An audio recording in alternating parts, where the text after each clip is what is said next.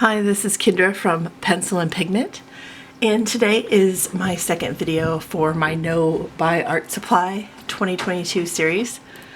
And my cats have just decided to start running. But I wanted to... Last week's video was about the why I'm doing this, and I'll link that video down below in case you missed it. This week's video was going to be the plan, and I've decided to combine the plan and the rules, because I feel like there's a lot of overlap there. The rules kind of are the plan and vice versa.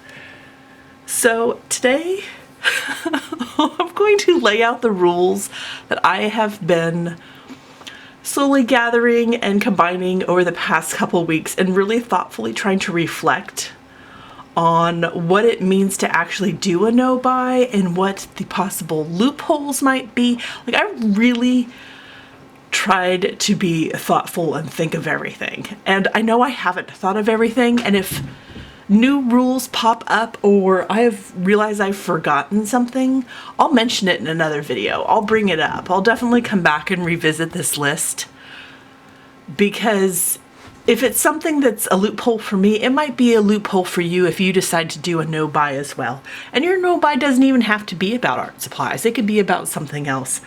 But that's kind of what my channel is. It's mostly art. So the plan is, don't buy any art supplies, use up everything I have, get inspired by my old supplies, combine them for more inspiration ideas, and fill the time that I would be researching like purchases and things, fill that time with other thoughtful research of things I own, things I'm curious about. Just that time needs to be filled elsewhere, and I'll do another video with new habits and things, but I want to break the relationship with purchases equal inspiration. I want what I own to be the inspiration. So, are you ready for these rules? I don't know that it's so strict. Oh my gosh, I'm so strict. Are you ready? Okay, so rule number 1, super obvious here. No new supplies. And you're thinking, okay, yeah, what does that actually entail? No new art supplies. No new stationery. No new shipping supplies. No new anything that could be used for anything else. No filming equipment. No supplies for my YouTube channel. No extras. So if I run out of something, that's it. I won't be replacing it. So I cannot replace any supplies I've used up. No spray fixative. I've decided that spray fixative is probably like my gateway supply into buying extra colored pencils that I'm running out of. And if I run out of a colored pencil color, then that's on me. I need to learn how to combine other colors. I really want a full challenge.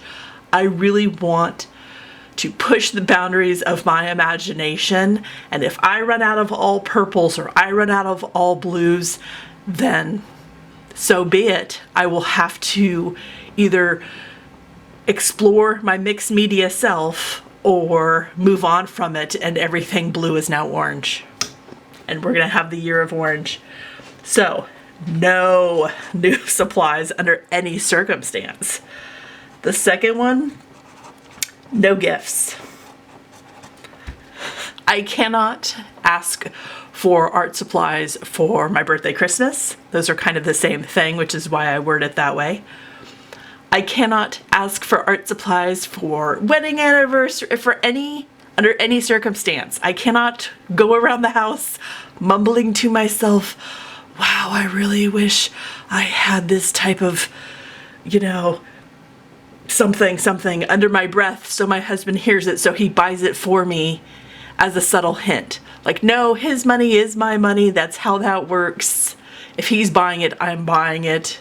No gifts. I am not opening a post office box. You will not be sending me anything out of pity. None whatsoever. My children can't give me anything, which leads me to my third rule: no borrowing. And this one's interesting because my children are allowed to borrow my art supplies anytime they want to. I am not allowed to borrow theirs. So I have extra paper. I have extra drawing paper. I have extra watercolor paper. I have been stockpiling for my no-buy because I knew that I didn't want to do replacements. So that being said, if I run out of something and go, yeah, my daughter has a great set of Prismacolor Premier colored pencils, I can just borrow hers. No, I can't. If I constantly know there's a plan B or something I can use as a backup, then I'm not really utilizing the depths of my imagination. I'm not really pushing my no-buy boundaries here because, oh, sorry, my cat. It's raining and they're going nuts. I'm not challenging myself the way I want to. So I am not allowed to borrow things from my kids. Nothing. But they can borrow mine in the spirit of sharing and getting them interested in art. That's kind of how that works. The other thing is we also homeschool, and we do a lot of art in our homeschool. So we will not be buying art supplies for our homeschool either because it's too much temptation for me to borrow. It's too much temptation for me to use. This goes under the 1 and the 3. No art supplies for homeschool. We have enough. We have a ton. And what we don't own, we can use found objects for doing basket weaving for Native American history. We have plenty of air drying clay for pots and pottery. Like, we have enough stuff. So, no buying, no borrowing. Now, the fourth one is no replacing. And that pertains to, I am not going to replace the art supply buying with a different type of buying. So I'm not suddenly going to get into houseplants in a really big way. We have 10. That includes our little tiny air plants in our kitchen. I am not suddenly going to buy tons of houseplants. I'm not going to suddenly decide I need a new wardrobe. I'm not going to suddenly decide I need 3 new pairs. I'm not replacing this buying with any other buying. So this is kind of a no buy in general with my no buy art supply. So the amount of money I typically spend in a year on art supplies ranges anywhere from $300 to maybe $800. I'm not going to be filling that with anything. I'm not going to be taking up any hobbies that I have to buy supplies from scratch. If I want to fill time, I can ebook, I can audiobook, I can garden. We have everything we need for gardening. We save seeds. So, no replacing. No replacing purchases with other purchases. I'm not going to fill that time suddenly researching I don't know what to buy other things. Like, that's not what I'm doing here. I want to break up the consumption and the consumerism. And the main things I love to purchase, number 1 is art supplies, 2 is books, and 3 is plants. So I'm not going to be replacing at all. Anything else I have listed? I think that's, no entering. You're like, what? I will not be entering contests. No contests. No contests for free art supplies. And you're like, who gives away free art supplies? Jet Pens does in their newsletter. Doodle Wash, the watercolor. It's a gentleman that runs Doodle Wash who does watercolor challenges every month. They also give away watercolor. They have watercolor contests. There are a few companies out there, even during COVID and the pandemic, that are still have things you can enter to try and win things. I will not be winning anything. I will not be entering anything. If in the off chance I won art supplies, then I would be receiving them, and that is taking away from the whole idea of this challenge, which is it for it to be a huge challenge.